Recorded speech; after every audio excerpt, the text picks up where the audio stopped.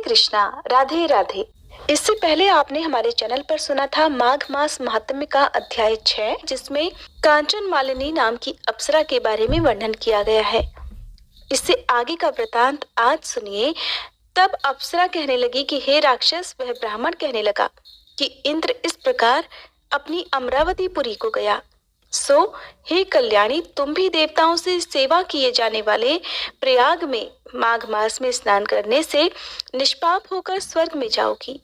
तब मैंने उस ब्राह्मण के ये वचन सुनकर उसके पैरों में पड़कर प्रणाम किया और घर में आकर सब भाई बांधव, नौकर चाकर, धनाधिक त्याग कर शरीर को नष्ट होने वाली वस्तु समझकर घर से निकली और माघ में गंगा यमुना के संगम पर जाकर स्नान किया। इसलिए हे निशाचर, 3 दिन के स्नान से मेरे सब पाप नष्ट हो गए और 27 दिन के पुण्य से मैं अप्सरा हो गई और पार्वती जी की सखी होकर सुख से अब निवास करती हूँ।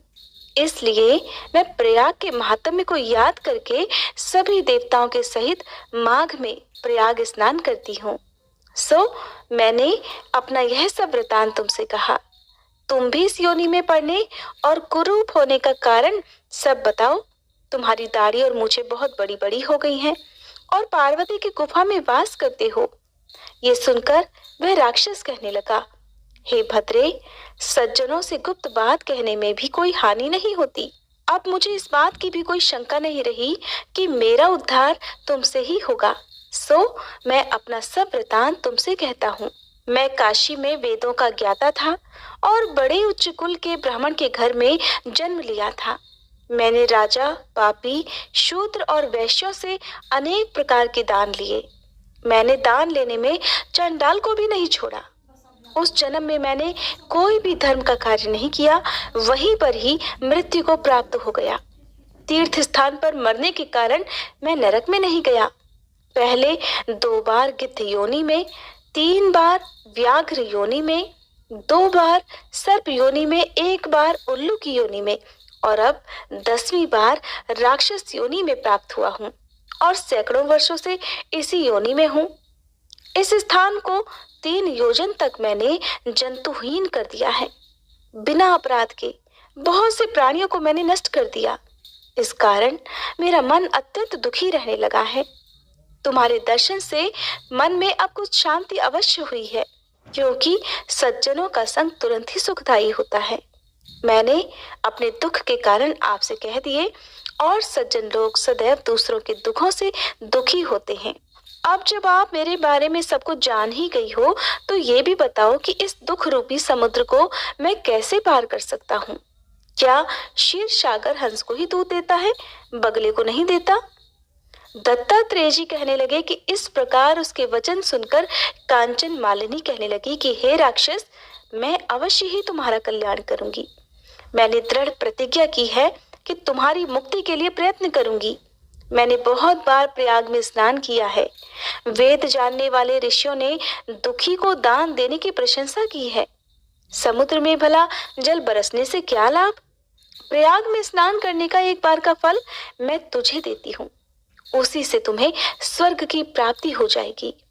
उसके फल का अनुभव मैं स्वयं भी कर चुकी हूँ। तब उस अप्सरा ने ऐसा कहकर अपने गीले वस्त्र का जल निचोड़कर जल को हाथ में लेकर माघ स्नान के फल को उस राक्षस को अर्पित कर दिया। उसी समय पुण्य प्राप्त कर वह राक्षसी शरीर को छोड़कर तेजमय सूर्य के समान देवता रूप हो गया। आकाश में विमान पर चढ़कर अपनी कांति से चारों दिशाओं को प्रकाशित करता हुआ शोभायमान हो गया और कहने लगा कि ईश्वर ही जानता है कि हे देवी, तुमने मुझ पर कितना बड़ा उपकार किया है। इतना सब कुछ तो आपने मेरे लिए कर ही दिया है। अब कृपा कर मुझे कोई ऐसी शिक्षा भी दो ताकि मैं अब कभी भी पाप न कर सकूं। अब मैं तुम्हारी आज्ञा पाकर स्वर्ग में जाऊंगा।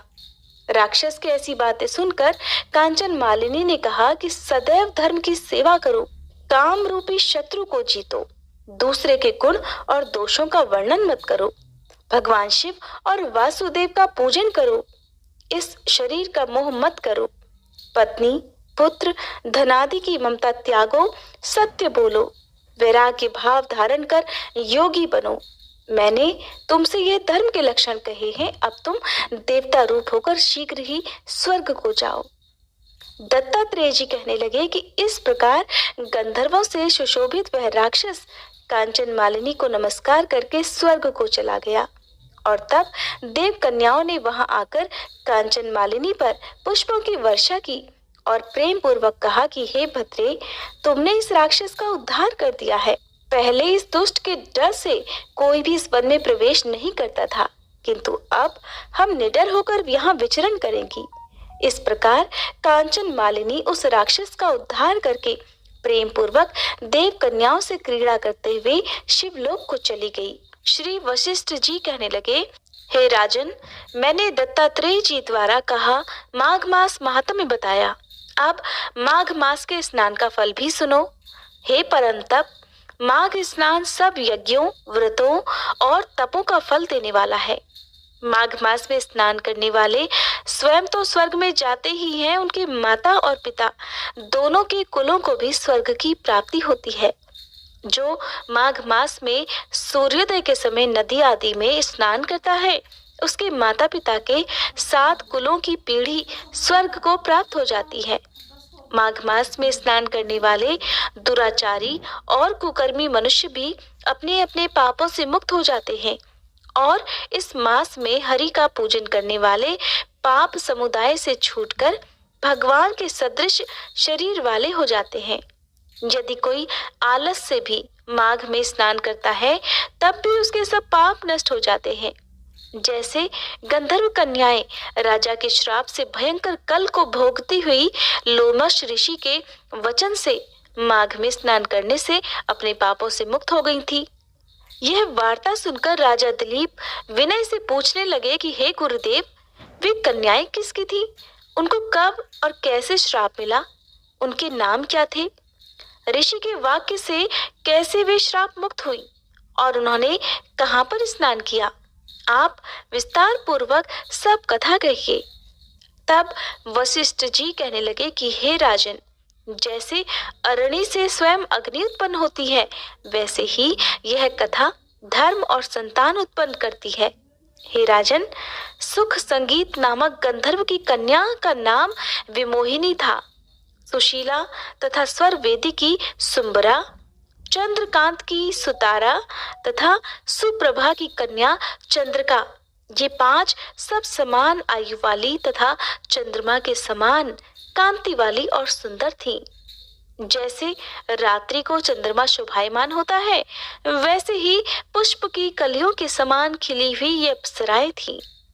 ऊंचे पयोधर वाली पद्मिनी वैशाख मास की कामिनी यौवन दिखाती हुई नवीन पत्तों वाली लता के समान गोरे रंग, सोने के सदृश चमकती हुई और सोने के अलंकारों से सुशोभित सुंदर वस्त्र धारण किए हुए अनेक प्रकार के गाने और वीणा तथा बांसुरी आदि दूसरे बाजे बजाने में प्रवीण और ताल, स्वर तथा नृत्य कला में निपुण थी। इस प्रकार वे कन्याएं क्रीड़ा करती हुई कुबेर के स्थान में विचरण करती थीं। एक समय कौतूहलवश माघ मास में एक वन से दूसरे वन में विचरण करती हुई मंदिर में खिले हुए पुष्प तोड़कर सरोवर के किनारे गौरी पूजन के लिए गई। स्वच्छ जल के सरोवर में स्नान करके वस्त्र धारण कर मौन होकर बालू मिट्टी की गौरी बनाकर चंदन, कपूर, कुमकुम और सुंदर कमलों से उपचार सहित पूजन करके ये 5 कन्याएं ताल नृत्य करने लगी और फिर ऊंचे गांधार स्वर में सुंदर गीत भी गाने लगी। जब ये 5 कन्याएं नाचने और गाने में लीन थीं, तब उस समय आच्छोद नामक उत्तम तीर्थ में वेद निधि नाम के मुनि के पुत्र अग्निप ऋषि स्नान को गए। वह युवा ऋषि सुंदर मुख, कमल सदृश नयन, विशाल छाती, सुंदर भुजाओं वाला दूसरे कामदेव के समान था। शिखा सहित दंड लिए, मृग चर्म ओढ़े, यज्ञोपवीत धारण किए हुए था। उसको देखकर ये 5 कन्याएं मुग्ध हो गई और उसका रूप और यौवन देखकर कामदेव से पीड़ित होकर देखो देखो ऐसा कहती हुई उस ब्राह्मण के मन में कामदेव का डर उत्पन्न करने लगी और फिर आपस में विचार करने लगी कि ये कौन हो सकता है। रति रहित होने से कामदेव नहीं और एक होने से अश्विनी कुमार नहीं। ये कोई गंधर्व या किन्नर या काम रूप धारण कर कोई सिद्ध या किसी ऋषि का श्रेष्ठ पुत्र या मनुष्य है। कोई भी हो, ब्रह्मा जी ने तो इसे हमारे लिए ही बनाया है। ऐसा करके वे विचार करने लगी। जैसे पूर्व कर्म के प्रभाव से संपत्ति प्राप्त होती है, ठीक वैसे ही गौरी जी ने हम कुमारियों के लिए श्रेष्ठ वर दिया है। और आपस में ये तुम्हारा वर है या मेरा अथवा सबका, ऐसा कहने लगी। जिस समय उस ऋषि पुत्र ने अपनी मध्याह्न की क्रिया करके ऐसे वचन सुने, तब वह ऋषि पुत्र सोचने लगा कि ये तो बड़ी भारी समस्या उत्पन्न हो गई। ब्रह्मा, विष्णु, महेश आदि देवता और बड़े बड़े योगीश्वर भी स्त्रियों के भ्रमजाल में मोहित हो गए हैं। इनके तीक्ष्ण बाणों से किसका मनरूपी हिरण भला घायल नहीं हो सकता। जब तक नीति और बुद्धि रहती है तब तक पाप से भय रहता है। जब तक कि गंभीरता रहती है, यम विधि का पालन होता है, तब तक मनुष्य स्त्रियों के काम रूपी बाणों से बींधा नहीं जाता। ये मुझे अवश्य उन्मत्त और मुग्ध कर रही है। किन गुणों से धर्म की रक्षा हो सकती है? स्त्रियों के मांस, रक्त, मल मूत्र से बने घृणित और अशुद्ध शरीर में कामी लोग ही सुंदरता की कल्पना करके रमण कर सकते हैं। शुद्ध बुद्धि वाले महात्माओं ने स्त्रियों के पास रहना कष्टकारक कहा है। सो जब तक ये पास आए तब तक यहाँ से अपने घर चले जाना चाहिए। अतः जब तक वे कन्याएं उस ऋषि पुत्र के पास आई, तब तक वह योग बल के द्वारा वहां से अंतर्ध्यान हो गया। ऋषि पुत्र के ऐसे अद्भुत कर्म देखकर वे कन्याएं चकित होकर डरकर चारों ओर देखने लगी और आपस में ही कहने लगी कि ये क्या इंद्रजाल था जो देखते ही देखते अदृश्य हो गया। और फिर वे विरह की अग्नि में जलने लगी। कहने लगी, हे कांत, तुम हमको छोड़कर कहाँ चले गए? क्या तुमको ब्रह्मा ने हमारे विरह रूपी अग्नि में जलाने के लिए ही बनाया था? क्या तुम्हारा चित्त दया रहित है जो हमारा मन दुखाकर चले गए? क्या तुमको हमारा विश्वास नहीं? क्या तुम कोई मायावी हो? बिना किसी अपराध के हम लोगों पर क्यों क्रोध करते हो? तुम्हारे बिना हम नहीं जी पाएंगी। जहां पर आप गए हो हमें भी शीघ्र से शीघ्र वहां ले चलो और हमारा दुख हर लो। हे कांत, हमें दर्शन दे दो। सज्जन लोग किसी का नाश नहीं देखते। इस प्रकार वे पांचों की पांचों कन्याएं विलाप करने लगी। इसके आगे जो कुछ भी हुआ उसका वृतांत आप आने वाले अध्याय में सुनेंगे।